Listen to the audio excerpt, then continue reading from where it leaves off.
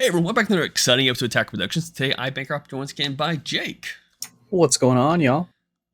We're doing a deck profile. I'm doing a little bit differently.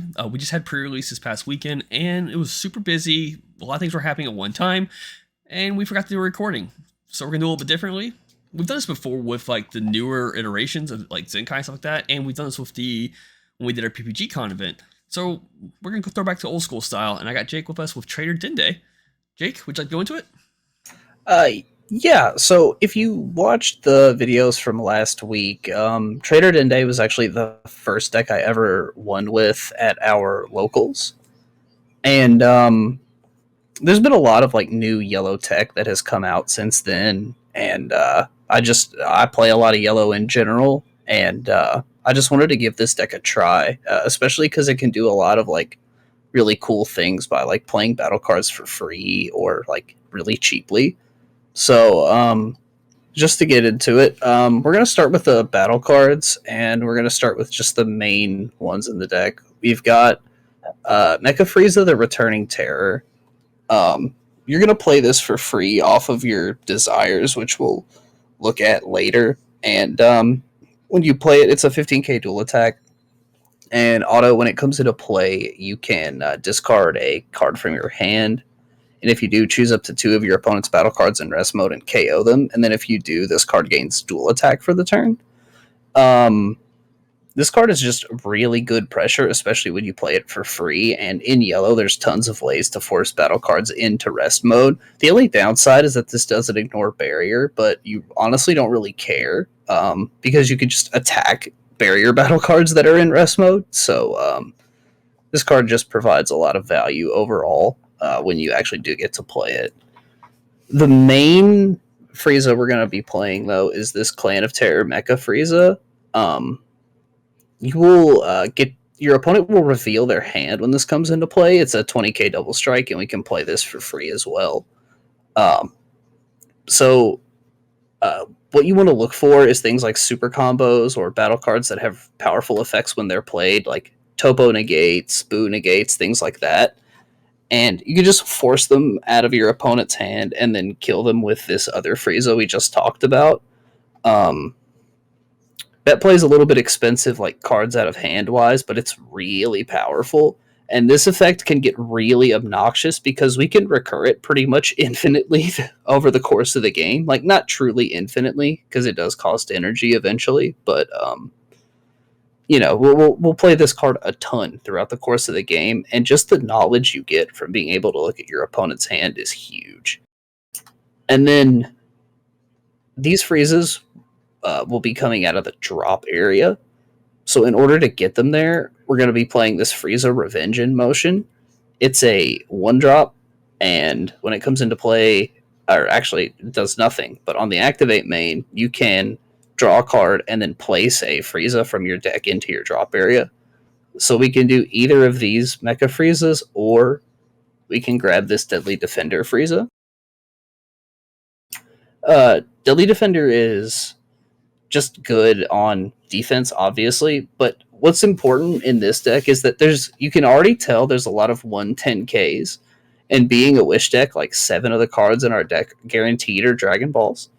So there's not a lot of combo power, and Deadly Defender being a 0/5 is really nice.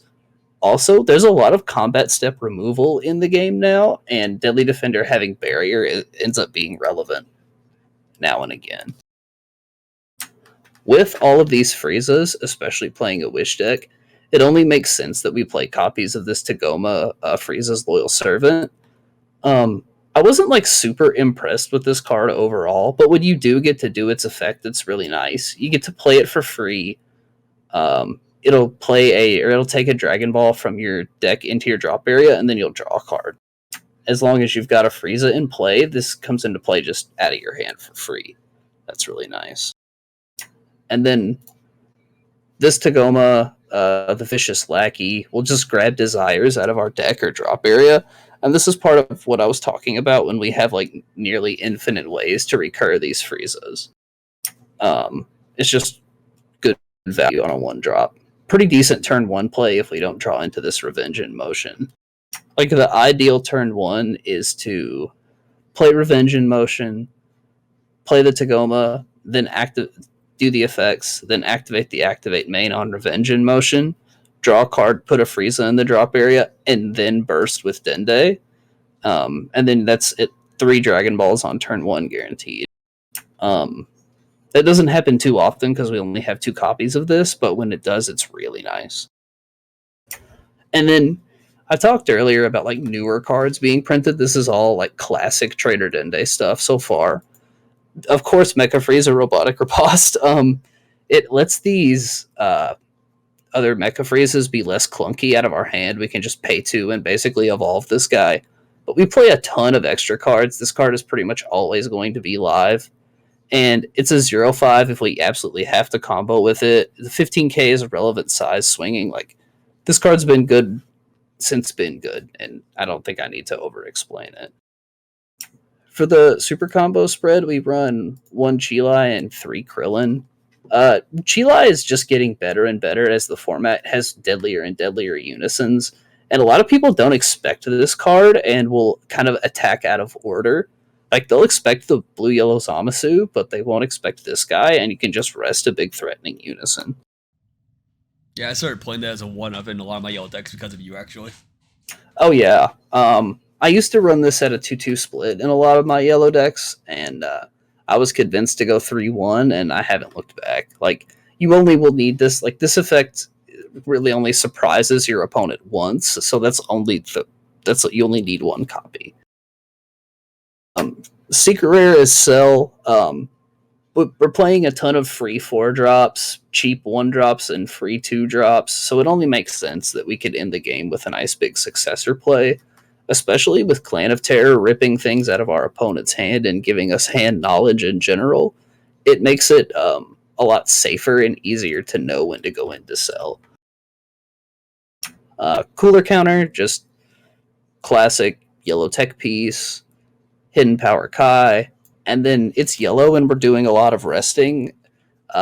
Bergamo Ferocious Roar is just a nice tech piece to have, especially in a deck that's like, a lot of our battle cards are really fragile.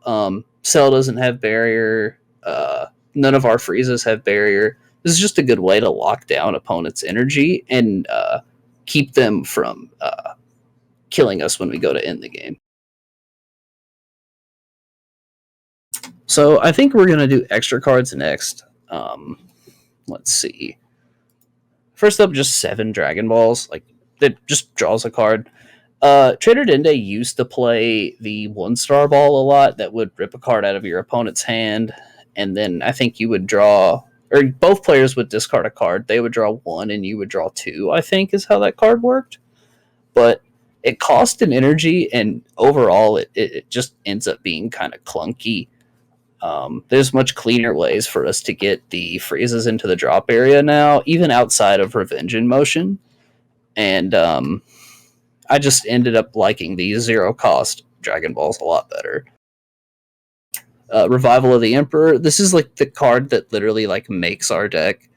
You pay 2, or you can play it for free off of your leader's effects, which we didn't really go over, but I'll go over it now.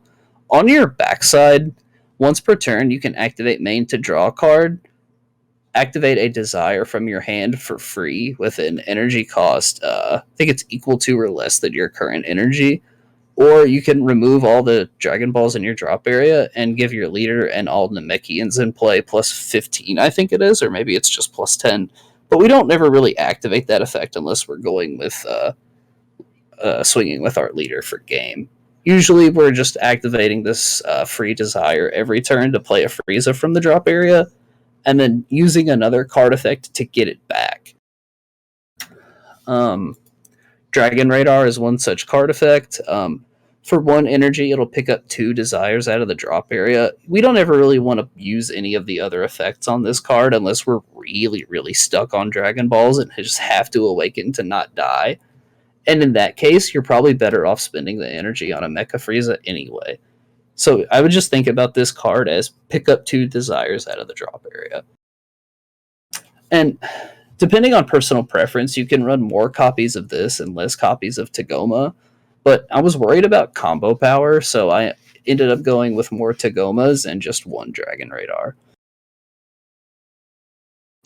We play 2 of these Frieza's Army Reinforcement, just a solid yellow negate all around, and then 1 Power of the Super Saiyan.